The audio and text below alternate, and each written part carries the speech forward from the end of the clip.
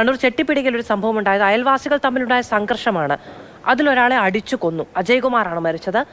Car കഴുകിയ മലിനജലം ഒഴുക്കുന്നതുമായി ബന്ധപ്പെട്ട ഒരു തർക്കമാണ് സംഘർഷത്തിലേക്കും ഒരാളുടെ മരണത്തിലേക്കും കലാശിച്ചത്.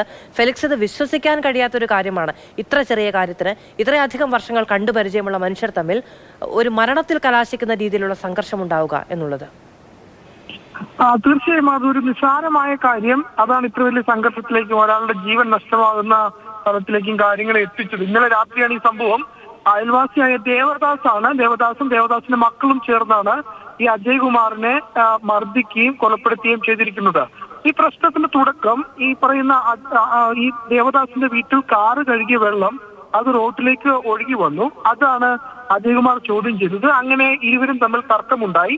ഒടുവിൽ പ്രശ്നം പരിഹരിച്ച് പിരിഞ്ഞു പോയ ഈ ദേവദാസ് രണ്ടു മക്കളെയും ഒപ്പം തന്നെ ഒരു ഇതര സംസ്ഥാന തൊഴിലാളിയെയും കൂട്ടി അവിടേക്ക് എത്തുകയും റോഡ് സൈഡിൽ വെച്ച് ഇയാളെ മർദ്ദിക്കുകയുമാണ് ചെയ്തത്. ഈ FIR-ൽ പറയുന്നതനുസരിച്ച് കല്ലുകൊണ്ടും ഒപ്പം തന്നെ ഹെൽമറ്റ് കൊണ്ടും വടി കൊണ്ടും ഈ കസേര കൊണ്ടും ഇയാളെ മർദ്ദിച്ചു, തലക്കടിച്ചു. അങ്ങനെ ആണ് ഈ മരണം സംഭവിച്ചത്. അപ്പോൾ ആ സമയത്ത് നാട്ടുകാരൊക്കെ പരിസരത്തുണ്ടായിരുന്നു. അവരൊക്കെ ഇടപെടാൻ ശ്രമിച്ചു. പക്ഷെ ഇടപെടാൻ ശ്രമിച്ചവർക്കും പരിക്കേൽക്കുകയാണ് ചെയ്തത്. പിന്നീട് ആശുപത്രിയിൽ എത്തിച്ചെങ്കിലും അജയ്കുമാർ മരിക്കുകയായിരുന്നു. ഏതായാലും ഇത് സംബന്ധിച്ച് പോലീസ് കേസെടുത്തിട്ടുണ്ട്.